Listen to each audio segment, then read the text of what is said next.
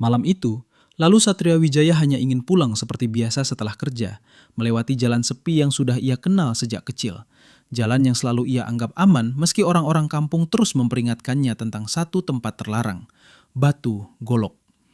Tapi saat ia terpaksa melewati jalur itu karena jalan utama tertutup, sesuatu yang tidak pernah ia percaya mulai terjadi. Angin berhenti, suara menghilang, dan batu golok yang berdiri diam di tengah kegelapan tiba-tiba seolah hidup memanggil namanya dari dalam retakan gelapnya.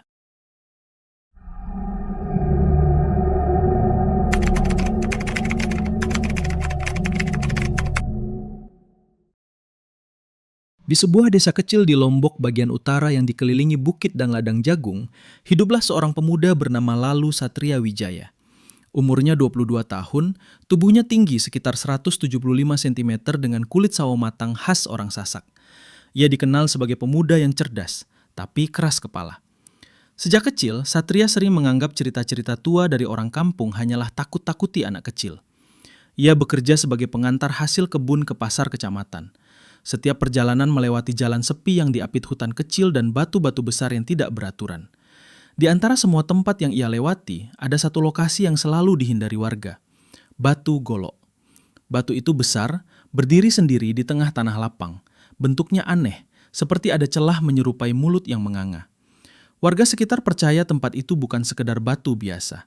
Katanya, 2 anak kecil pernah hilang di sana, ditelan oleh batu karena melanggar larangan orang tua mereka. Namun Satria selalu tertawa kecil setiap mendengar cerita itu.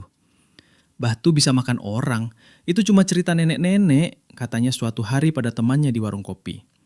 Temannya, lalu Arga, justru menatapnya serius. Jangan sembarangan Satria, orang tua dulu tidak akan membuat cerita tanpa sebab. Kalau lewat sana malam-malam, jangan berhenti, jangan juga menatap batunya lama-lama. Satria hanya mengangguk asal. Malam itu, ia pulang lebih larut dari biasanya. Langit mendung, angin dari arah bukit terasa lebih dingin dari biasanya. Jalan menuju rumahnya memotong jalur dekat Batu Golok. Biasanya ia memilih jalan lain. Tapi malam itu, jalan utama sedang tertutup pohon tumbang akibat hujan sore. Tidak ada pilihan lain. Saat mendekati area Batu Golok, suasana berubah. Suara jangkrik mendadak hilang. Tidak ada angin. Bahkan langkah kaki Satria di tanah terasa terlalu keras, seperti dipantulkan oleh sesuatu yang tidak terlihat. Ia menelan ludah. Waduh, ceritanya makin seru nih. Tapi sebelum kita lanjut, klik dulu tombol like dan subscribe, biar aku bisa terus bikin cerita-cerita seru buat kalian. Oh iya, share juga pengalaman kalian di komentar, siapa tahu bisa jadi cerita versi kalian di video selanjutnya. Di kejauhan, Batu Golok berdiri gelap seperti bayangan manusia raksasa yang membeku. Dan saat itu, ia merasa seperti batu itu bergerak sedikit. Satria berhenti. Cuma ilusi, gumamnya, mencoba meyakinkan diri. Namun ketika ia kembali melangkah, tiba-tiba terdengar suara. Tok, tok, tok. Seperti batu diketuk dari dalam. Satria membeku. Suara itu datang dari arah Batu Golok. Dan perlahan, celah di batu itu tampak sedikit lebih terbuka dari biasanya. Seperti mulut yang baru saja mulai tersenyum. Satria berdiri kaku di tengah jalan tanah yang mulai lembab. Hujan belum turun, tapi udara terasa basah seperti baru saja ada sesuatu yang lewat. Suara itu masih terdengar pelan. Tok, tok, tok. Bukan dari luar, bukan dari arah hutan, tapi dari dalam Batu Golok. Satria memaksa dirinya tertawa kecil, mencoba mengusir rasa takut yang mulai merambat di dada. Angin atau hewan di dalam batu, gumamnya, meski suaranya sendiri terdengar tidak yakin. Ia melangkah lagi, namun semakin dekat ia dengan Batu Golok, semakin jelas sesuatu yang tidak wajar terasa.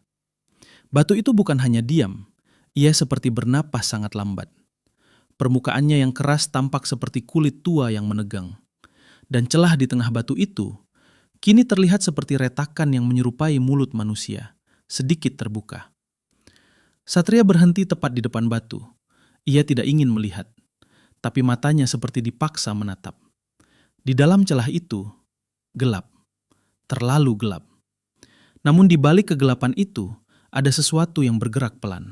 Seperti bayangan kecil. Tiba-tiba, Satria, sebuah suara memanggil namanya. Laki-laki, pelan, tapi bukan suara manusia yang ia kenal. Satria langsung mundur satu langkah. "Siapa itu?" bentaknya, mencoba terdengar berani. Tidak ada jawaban. Hanya suara ketukan itu kembali terdengar. Tok, tok, tok. Lalu suara lain muncul. Kali ini lebih jelas, seperti tawa anak kecil yang tertahan di dalam batu. Satria merasa bulu kuduknya berdiri. Ia teringat cerita yang sering ia abaikan. 2 anak yang hilang karena bermain di tempat terlarang, ditelan batu golok. "Tidak mungkin," bisiknya pelan. Namun sebelum ia bisa berbalik, angin tiba-tiba berhenti total.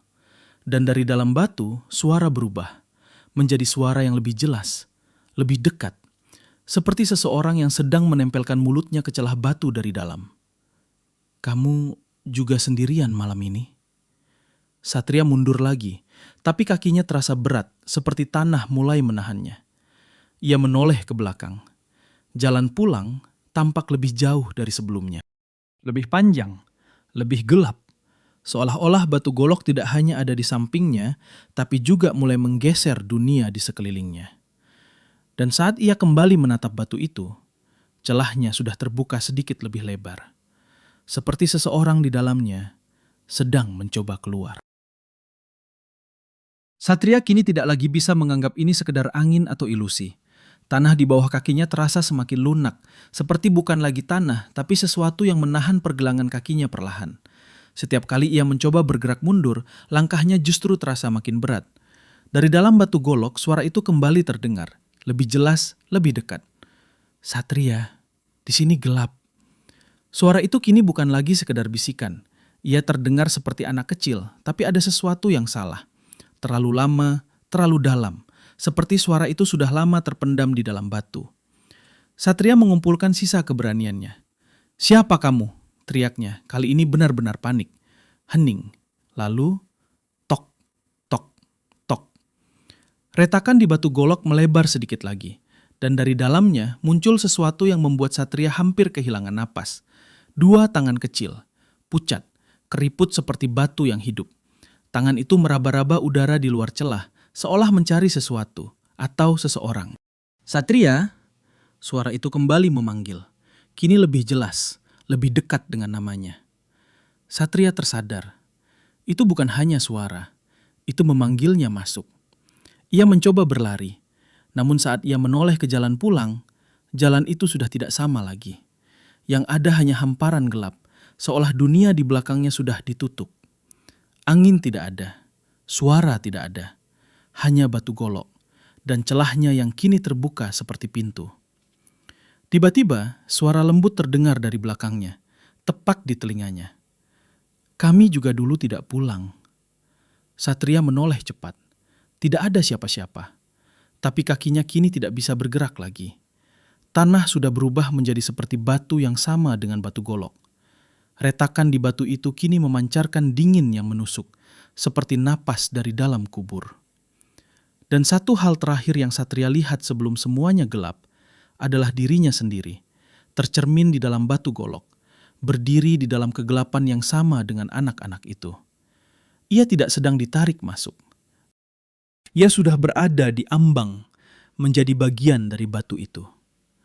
Suara terakhir terdengar pelan, hampir seperti doa. "Kalau malam memanggil, jangan jawab." Lalu semuanya sunyi. Batu golok kembali tertutup seperti semula.